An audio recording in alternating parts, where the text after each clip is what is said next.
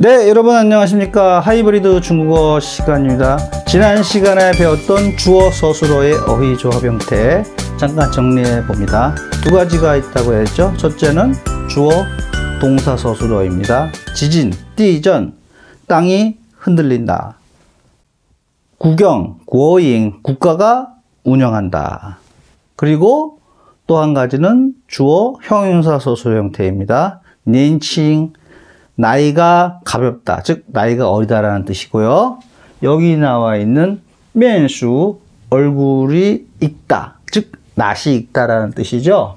예, 여기서 발음을 한번 비교를 해보면 우리는 면숙이죠. 그래서 니은 받침은 그대로 니은을 갖고 가고 있죠. 중국어에서도. 그리고 기역 받침은 전부 받침 탈락이 되고 있습니다. 예를 들어서 국가 할 때 국은 구어가 되고요. 그렇죠? 예. 학교에는 기역 받침인데 쇠가 되죠. 이렇게 받침이 탈락된다는 거 한번 비교해 보시면서 공부해 나가면 도움될 것 같습니다. 자, 오늘은 교재 14면에 있는 그 수식형 또는 제한형이라고 말할 수가 있지요. 배워보도록 합니다. 우리말과 같기 때문에 역시 어렵지 않습니다. 다만 여러 형태가 있으니까 그것을 분석을 한번 해보는 것이 어휘 확장에 좀 필요할 것 같습니다. 첫 번째로는 주어 서술어가 위치가 바뀐 형용사나 또는 동사가 명사 앞에 오는 경우겠죠. 예, 자, 매일은 그러면 아름답다는 것이 사람을 꾸며주죠. 아름다운 사람. 예. 그런데 이것을 뒤바꾸면 런메이가 되니까 사람이 아름답다라는 뜻의 하나의 뜻이 다른 문장이 되는 것이죠. 그리고 흑색, 헤이서, 글자 그대로 검은색이니까, 그쵸? 검다라는 형용사가 색을 꾸며주고 있죠. 르시엔, 뜨겁다라는 형용사가 선, 라인을 꾸며주고 있습니다. 뜨거운 선, 즉 이것은 한 라인, 직통전화를 의미합니다. 바꾸면 시엔르니까 역시 선이 뜨겁다, 뜻이 다른 문장이 되었지요. 그리고 동사가 또 명사를 꾸며주는 경우도 가끔 있는데요. 여기 보면 행인, 싱련입니다. 글자 그대로 다니는 사람입니다. 그런데 이 싱련은 첫 번째가 두 번째 우리 시간에 배웠지만은 옛날에 또 이 전령의 명칭이었다고 했죠. 그래서 우리가 여행할 때는 짐을 뚱시라고 하지 않고 싱리라고 한다고 그때 했던 거 기억나시죠? 네. 자, 두 번째로는 이것은 재미있는 것인데 명사가 형용사를 꾸며주는 경우가 있습니다. 언뜻 이해가 안 가는데 실제로 이런 어휘가 있습니다. 설백 보면 설은 눈이죠. 그쵸? 예, 백은 하얗다는 겁니다. 쇠바이. 그러면 눈처럼 흰 이렇게 되는 것이죠. 그러니까 명사가 형용사를 꾸몄죠. 그리고 또 다른 뜻으로 우리 칠흑, 치해인데 칠은 옷나무를 의미합니다. 명사죠. 해이는 흙은 바로 검다는 것이 형용사죠.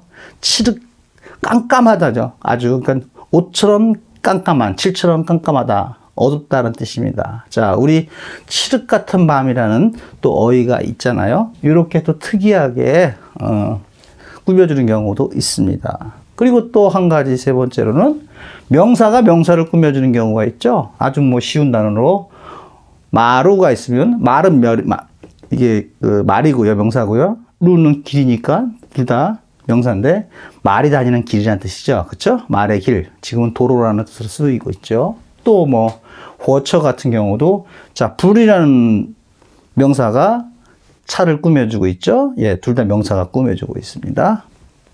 그리고 어제라는 조 티엔을 보게 되면요. 어제라는 조가 명사인데 티엔 이 날을 꾸며주고 있죠. 이것은 우리 날 일자로도 바꿀 수가 있지요. 예. 자, 여기서 조텐에 대해서 조를 잠깐 글자를 한번 살펴보고 가면은 이 왼쪽에 있는 것은 태양 또는 날이죠.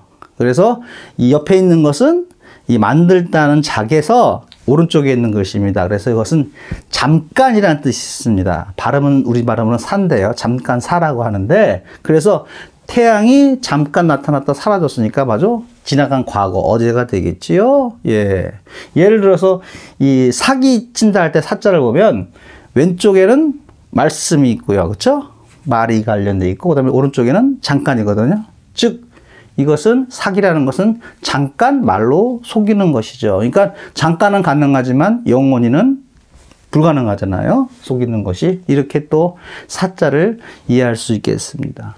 자, 네 번째로는 부사와 동사의 조합이 되겠습니다. 부사가 동사를 제한하는 것이죠. 우리 지난 시간에 했던 심사숙고할 때 심사, 선스 하면 피생각한다는 뜻입니다. 그런데 이 선, 깊다라는 것은 원래는 형용사잖아요. 예.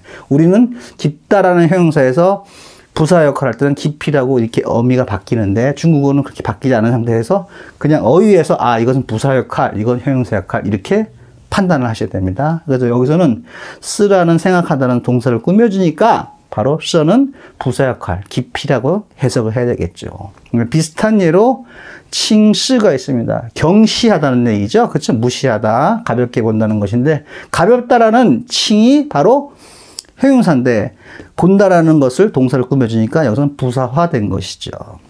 자, 다섯 번째로는 동사가 또 동사를 꾸며주는 경우도 있습니다. 예를 들어서 파오조 하면 파오라는 것은요, 달린다, 뛰다라는 뜻이거든요. 또 도망간다는 뜻도 있습니다. 그러면 뛰어서 조는 가다는 거니까, 그죠? 뛰어가다 또는 지금 말씀드린 도망가다라는 뜻이 있습니다.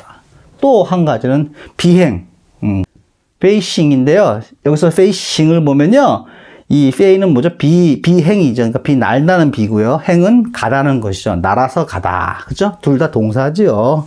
그런데 이 싱이라는 것은 우리 간다라 할 땐 싱으로 발음하지만 은행이라고 할 때는 어떻게 발음하죠? 인항이라고 하죠. 이렇게 두 가지 발음이 있습니다. 물론 또 다른 발음도 있는데요. 일단은 가장 기본적인 두 가지로 크게 나누는데, 자, 그럼 어떤 경우에 항으로 발음하느냐?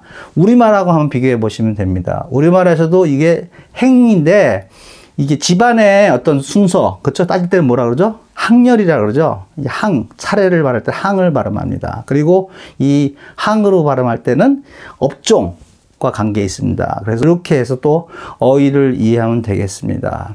자, 계속해서 이 조합 형태를 보는데 기본적으로 중국어에서는 글자 변화가 없잖아요. 위치의 변화, 어떻게 수식해 나가는가, 이런 게 굉장히 중요하기 때문에 이런 기초 부분들을 탄탄히 해 놓으시면 나중에 문장을 접했을 때 이해가 훨씬 빠를 것입니다. 자, 오늘은 여기까지 하고요. 다음 시간 뵙도록 하겠습니다. 수고하셨습니다.